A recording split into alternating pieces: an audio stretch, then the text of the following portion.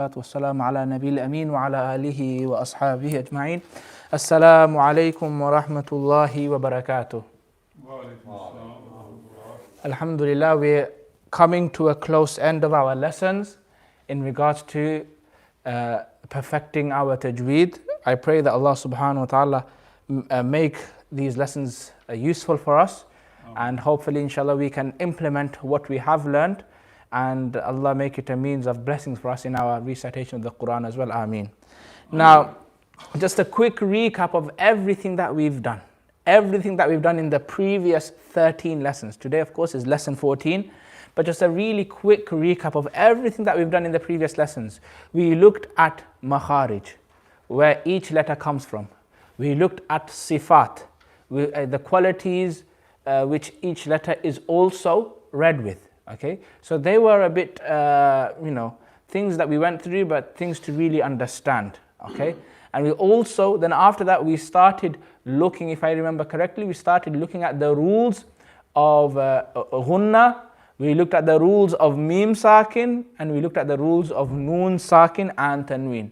We spoke about how mim sakin and noon sakin and tanween, okay, mim sakin, noon sakin and tanween, these three things, when they come in the Quran, we need to ask ourselves, am I going to read it with ghunna or am I going to read it without ghunna? We saw mim sakin had three rules. Mim sakin had three rules. I'm not going to even mention the names of the rules, but all I'm going to say is, if you remember this, that when you have a mim sakin and another mim, you need to read it with ghunna.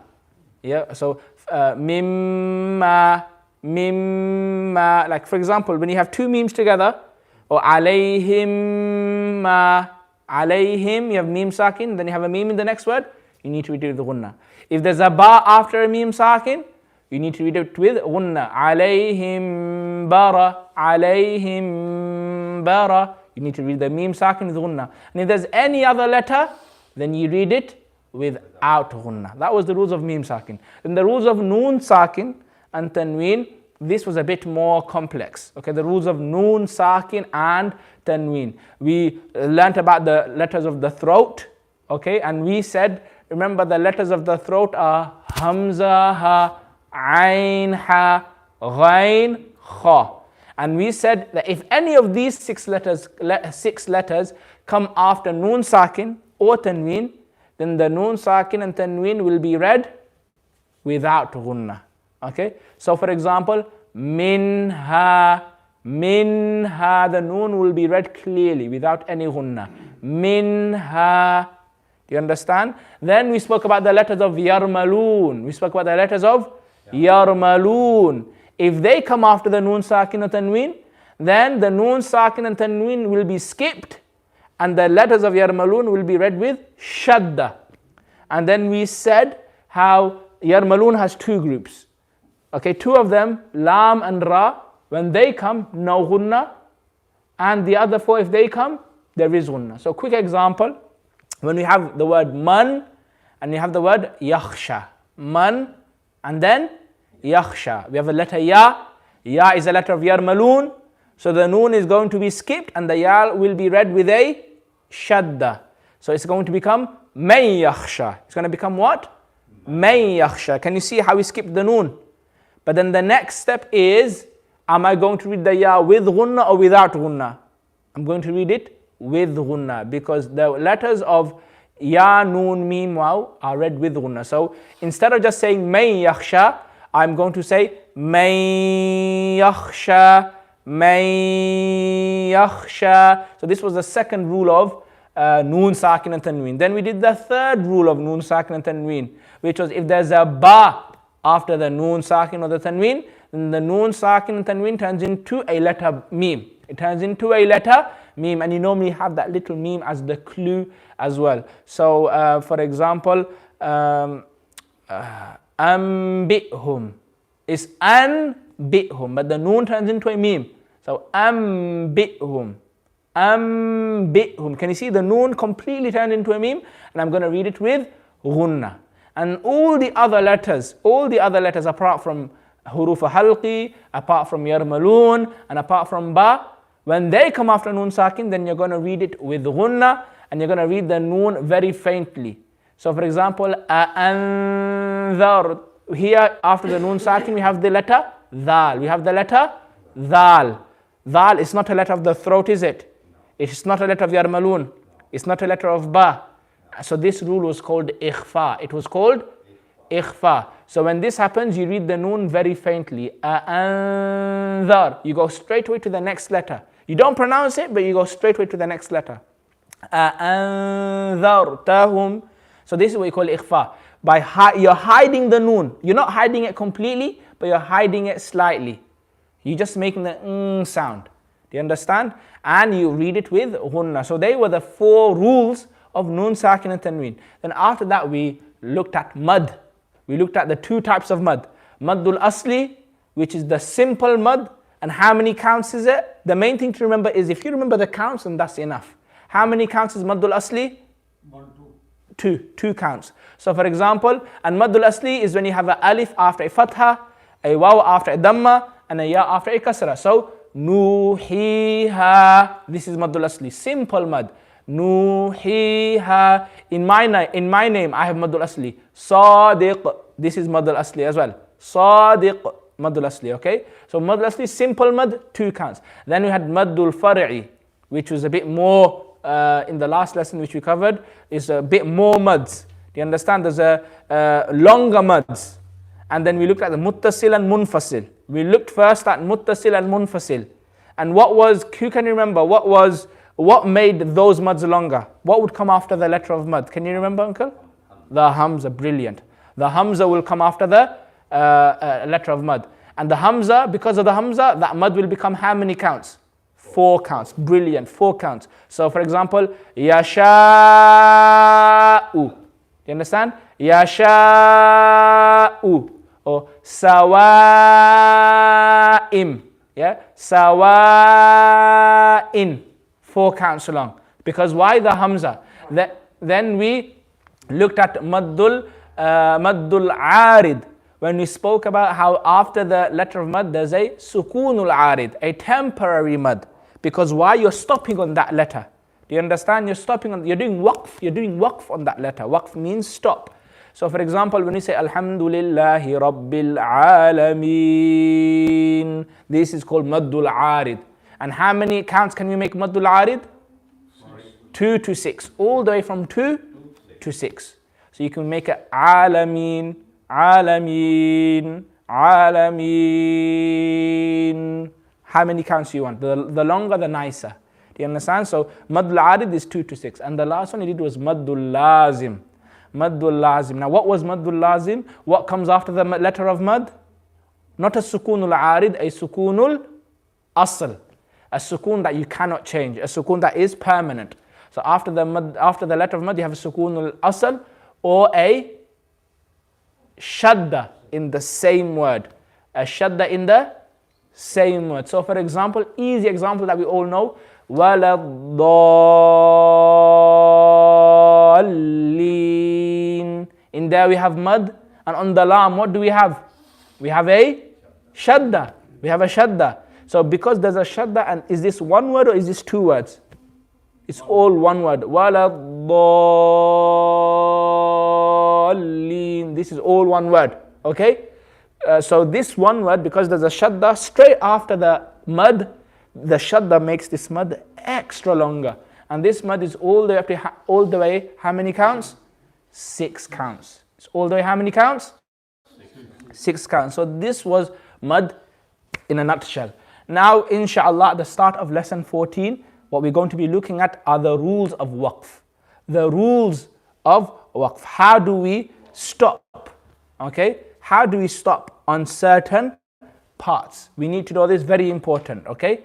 Now, before we look into this, I just want to give a breakdown of waqf. Did you know there's actually 3 ways of doing waqf? There's 3 ways of stopping on a letter, okay? The first way is called bil iskan. What is it called? Bil iskan.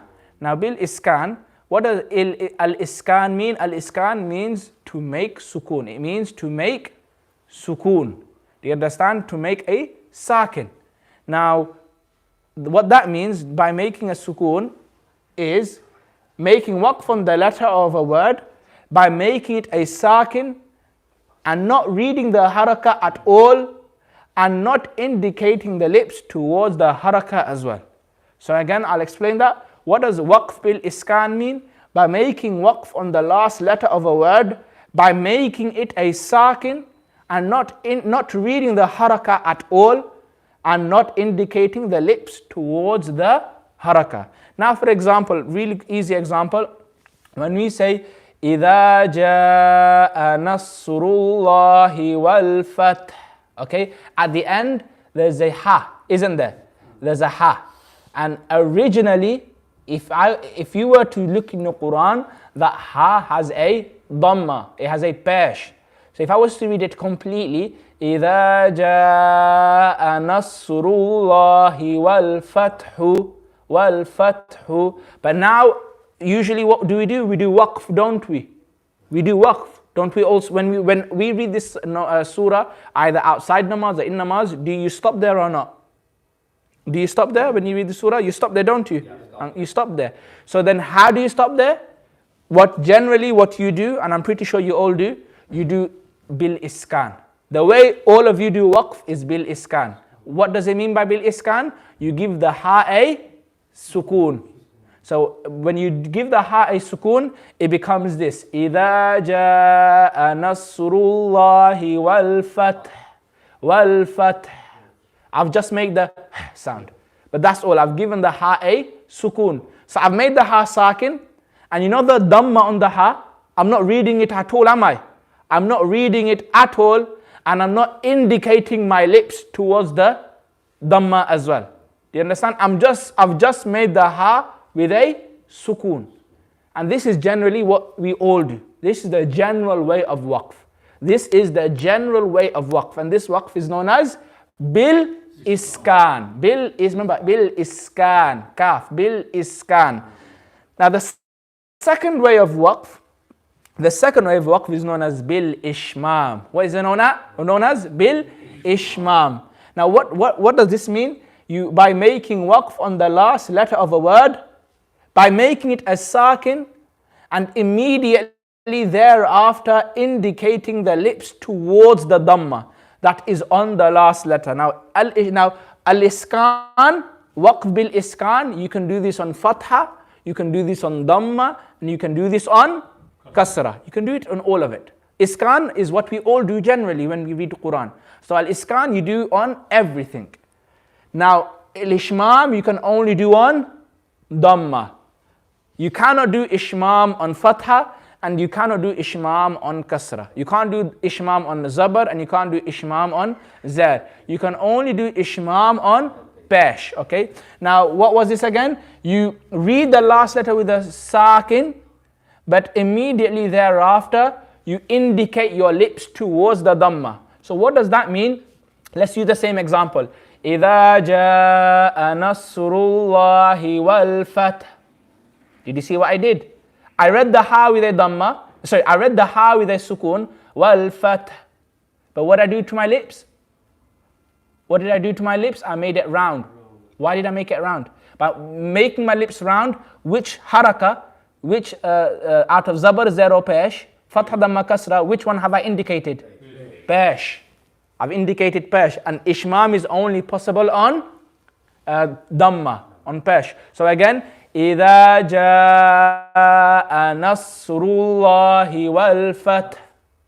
See, I didn't say wal-fathu, I just said wal-fath. And I just made my lips round.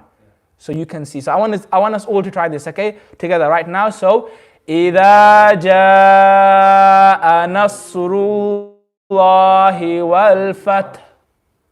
You need to remember to make your lips round, uncle. To do ishmam, you need to make your lips round. So one more time. إِذَا جَاءَ نَصْرُ اللَّهِ وَالْفَتْحِ. See, exactly. You're making your lips round, you've done waqf bil ishmam. This is what waqf bil ishmam means. By making your lips round, you're not reading the dhamma, you're not reading the pesh. All you're doing, you're making your lips round immediately after. Do you understand? To do ishara towards the pesh. That's all. So this was the second type of waqf. Generally, we don't do this. Do you understand? But this is just extra knowledge for you to know, inshallah. The general one that we do is iskan. Okay? And the third type of waqf is known as waqf bir rawm. What is it known as? Waqf bir rawm. Now, what does a waqf bir rawm mean? It means when you do waqf on the last letter of a word, you read 1/3 of the harakah. You don't read the full harakah, you read 1/3 of the harakah. Loud enough for the people close to hear only. So the people that are far, they won't be able to hear it. If I'm doing waqf bir rawm sitting here, only these people should be able to hear it. The people at the far, they shouldn't hear it at all. And this waqf bir rawm, it's only possible on dhamma and kasra. It's only possible on dhamma and kasra. So if you remember waqf bil iskan, you can do on dhamma, fatha, kasra. Yeah. Waqf bil iskan, you can do on dhamma, fatha, kasra. Waqf bil rawm, you do on dhamma, kasra. And waqf bil ishmam, you can only do on dhamma. Do you understand? So for example, let's use the same example. When I say idha ja, when I read the first ayat, it's going to be like this, okay?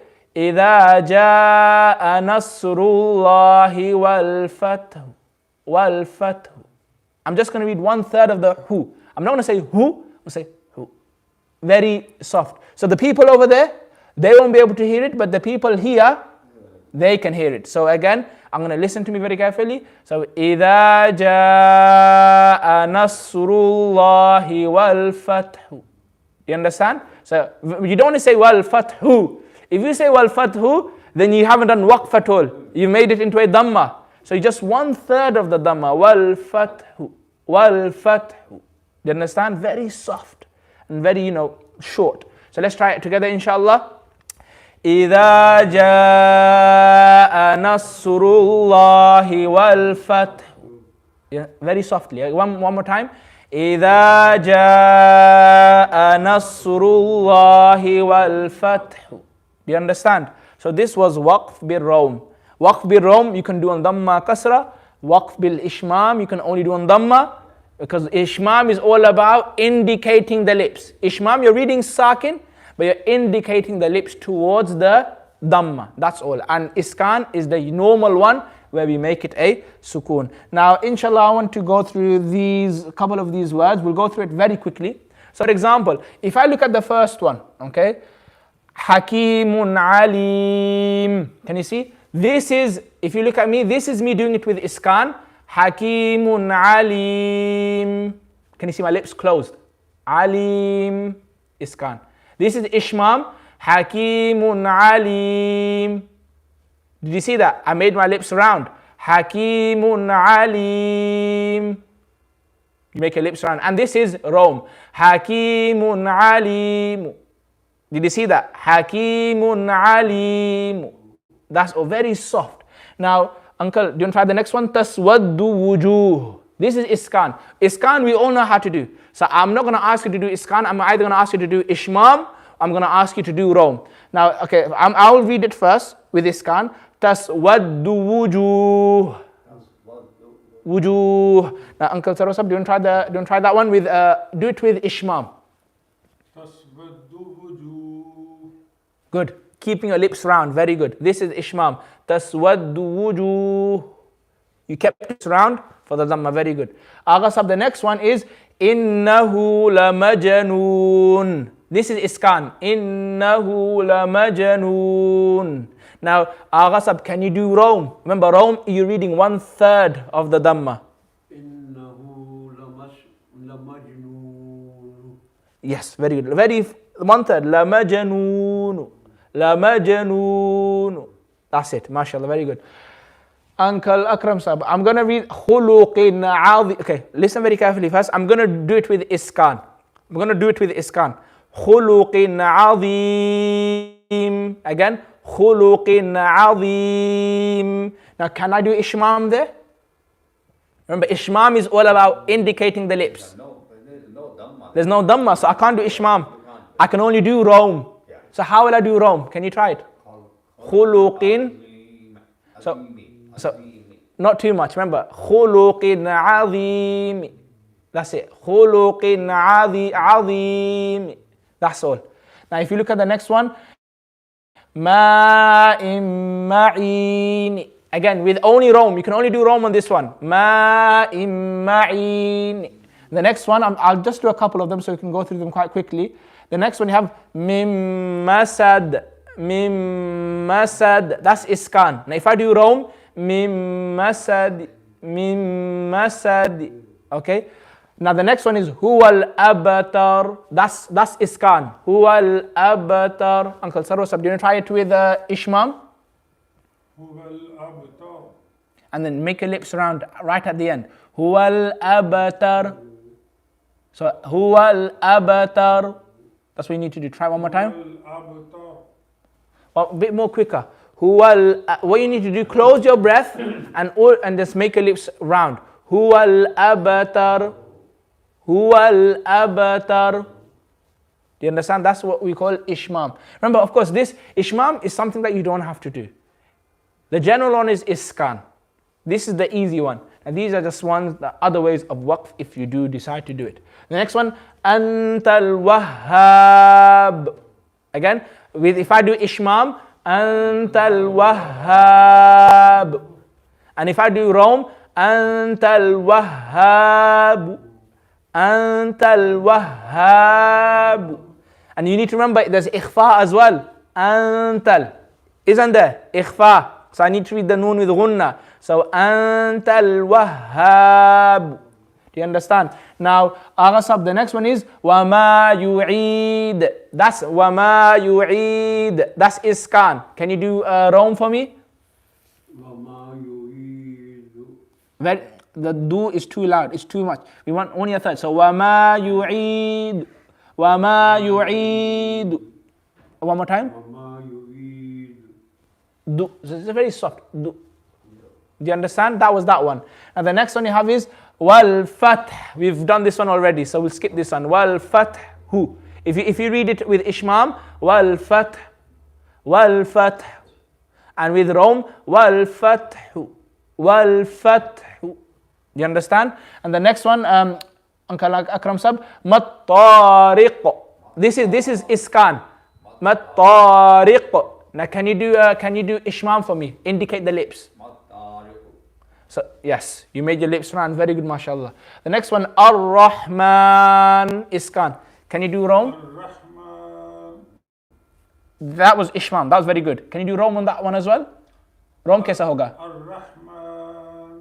Yes, very good. Very soft. Ar-Rahman. That's what you call Rom. Okay, I'm not going to go through all of these. We're just going to do one more line. Okay, we're just going to do one more line, inshallah. But the main gist of it is Iskan. Iskan is when you make everything. Yeah, you can do it to everything, and it's the normal one that we always do. Now, Ishmam only with Dhamma. You make your lips round. You can't do this with Kasra. Okay, only with Dhamma. You read the letter with Sukun, but you make your lips round. And with Rom, Dhamma and Kasra, and you read 1/3. Okay, so let's just do the next line. So Yawmuddin. This is Iskan. Yawmuddin. Aghasab, can I do Ishmam on this? No. So which one can I do? Rom. I can't do Ishmam because Yawmuddin, the noon has a kasra. So I can't do Ishmam, I can only do Rom. So how will I do Rom, Aghasab? Yawmuddin. I can't hear the third. One more, a bit more. Yawmuddin. Yawmuddin. Yawmuddin. That's what you need to do. Yawmuddin. Very, 1/3 of the kasra. Because a whole kasra would be Yawmuddini. Yawmuddini. But I don't want to read too much and I don't want to read too less. If it's too less, it becomes a sukun. Not Yawmuddin, not Yawmuddini. Yawmuddini. Just ni. Yawmuddini. Do you understand? So try the next one, Uncle Sarwasab. The Ainul Yaqeen. So with Rom. Ainul Yaqeen. Now we do आपने किया इसकान. So आप Rom कर ले. Ainul Yaqeen. Yes, very good. Ainul Yaqeen. Very good. Uncle Akram, you try the next one. Dhatir Raj'. Normally, Dhatir Raj' with Sukun. How did you do Rom? Raj'i. Raj'i. Again? Yeah. Very soft. Dhatir raj'i. Now can you do ishmam here? No, because it's not Dhamma. Ishmam is only for Dhamma. And the last one I'll do it is Kana nakir. And if I do Raum, Kana nakiri. Kana nakiri. Do you understand? So these are the three ways of doing waqf. The three ways of doing waqf. Al-iskan, when you make it sukoon. Al-ishmam, when you make it sukoon, but you do ishara for Dhamma. You do ishara for Dhamma. And Raum, waqf bil Raum is when you read 1/3 of the Dhamma or Kasra. But the general one that we always do is what? It's the iskan. We normally do iskan. But I've seen sometimes it's nice to do the ishmam. When I read Suratul Idha Jaa, sometimes in my salah as well, I read it like this. Idha jaa nasrullahi wal fath. I do this. And then even وَرَأَيْتَ النَّاسَ يَدْخُلُونَ فِي دِينِ اللَّهِ أَفْوَاجًا فَسَبِّحْ بِحَمْدِ رَبِّكَ وَاسْتَغْفِرْهُ. I do this. وَاسْتَغْفِرْهُ. What have I done there? What waqf is that known as? This is ishmam. Generally in this surah, when people read this, they do ishmam here. There's also wastaghfir. Some people I see they say wastaghfir. Wastaghfirhu. Yeah. Then that's wrong. If they read 1/3, wastaghfirhu. If they read wastaghfirhu, then this is wrong. If they're reading Dhamma, if they're reading it all together, wastaghfirhu innahu. If they're not stopping, then it's fine. Yeah, but if they are stopping, yeah, and they say wastaghfirhu, this is wrong. You can either read only 1/3, or you need to make it sukoon. or you need to complete then. Complete. If you continue, then you read it completely. So there's 4 ways. If you think about it on this verse, I'm going to tell you right now, there's 4 ways of reading this ayah. First way, continuous. وَاسْتَغْفِرْهُ إِنَّهُ كَانَ تَوَّابًا. So that's one way. I'm going to read it again. وَاسْتَغْفِرْهُ إِنَّهُ كَانَ تَوَّابًا. No breath. Now if I do breath, if I do waqf, remember all this is all about waqf. Waqf means to stop. If I do waqf and I decide, let me do waqf bil iskan. This is how you do waqf bil iskan. Wastaghfir. You just make the sound. The sound of the ha. And I've not done any ishara and I've not done any dhamma sound. So wastaghfir. Wastaghfir. Innahu kana tawwaba. That's iskan. Now if I want to do ishmam, wastaghfir. Can you see? I've read the ha with the sukoon, but I did my lips to dhamma. Wastaghfir. I do this when I read Surah An-Nasr. So again, wastaghfir. Innahu kana tawwaba. And the third type is Raum. Wastaghfirhu. Wastaghfirhu. Only the people here will hear me, people over there will not hear me. So wastaghfirhu. Innahu kana tawwaba. So these are the 4 ways, 3 ways of doing waqf. Al-iskan, al-ishmam, and ar-raum. Is that understood? So these are the 3 ways of doing waqf. Okay. Now, alhamdulillah, we've covered waqf. Alhamdulillah, you've understood it mainly. The main thing to know is, if you're not comfortable with doing ishmam or raum, you can always just do iskan. Is understood? You could always just rely on iskan. Iskan is the easier option, of course. Now, one important thing to note, very important. You won't know this if you don't get taught this. There's a place in the Quran, okay? And this place is in Surah Yusuf, okay? Now, just by looking at this ayah, I want you all to look at me, look at my lips, and I'm going to read this ayah, okay? So, قَالُوا يَا أَبَانَا مَا لَكَ لَا تَأْمَنَّا عَلَى يُوسُفَ. Did I read anything wrong? Read the... لا تأمنا. Okay, you read it good. لَا تَأْمَنَّا. Again, what mad is this? Madul asli, so 2 counts. So make it 2 counts. Again, لَا تَأْمَنَّا. لا تأمنا. Now good. Now looking at this word, just like this, meaning it looks right, isn't it? But there's actually a rule for this word. There's a rule for this word. And you know what this rule is? This rule is known as ishmam. What is this rule known as? Ishmam. And remember, what does ishmam mean? We read sakin, but we indicate the lips towards which haraka? Dhamma. Remember, ishmam is only for Dhamma. Ishmam is only for Dhamma. So in this word la ta'manna, there's a rule.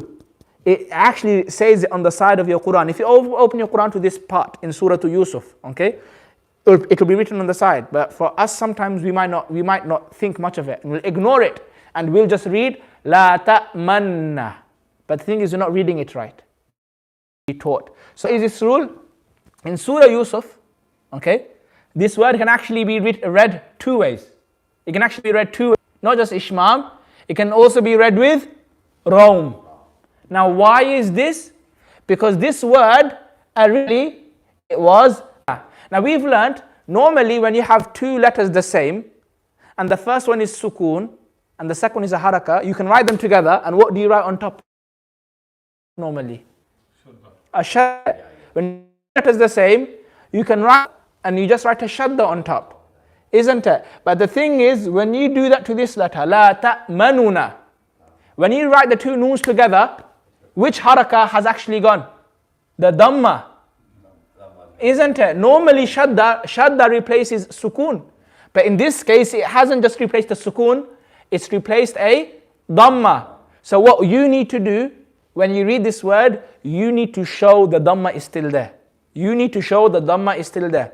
And when we do it with raum, it will sound like this. La ta'manuna, la ta'manuna. But normally you don't do raum here. The one that our teachers taught us is you do ishmam. And the way to do ishmam, very easy, okay? Look at me. When you read this word from now on in Surah to Yusuf, okay, it's in para number 12, it's towards the beginning of Surah Yusuf, okay? When you read this word, don't just say la ta'manna, la ta'manna. Did you see what I did there? La ta'man. I did this. Why did I do this? To make a dhamma. Make the ishara for dhamma. Indicate for them. Indicate, I did the ishara. Ishara indicate, isn't it? Ishara is in. So I did the ishara for dhamma. So when I read, this is the correct way to read it. If you just say la ta'manna, you haven't read it completely right. The correct way is with ishmam. The easier, the better way is with ishmam. La man manna for the